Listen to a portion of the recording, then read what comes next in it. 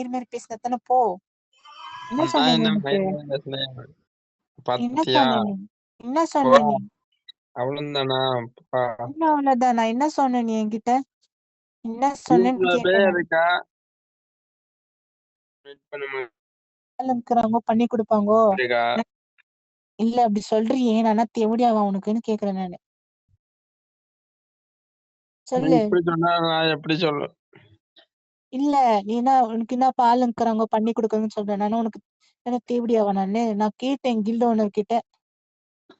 நீயாச்சும் பண்ணி தருவேன்னு பார்த்தா நீ கூட அப்படி சொல்ற. நம்பிக்கை இல்லாம பேசுறேன் நானு.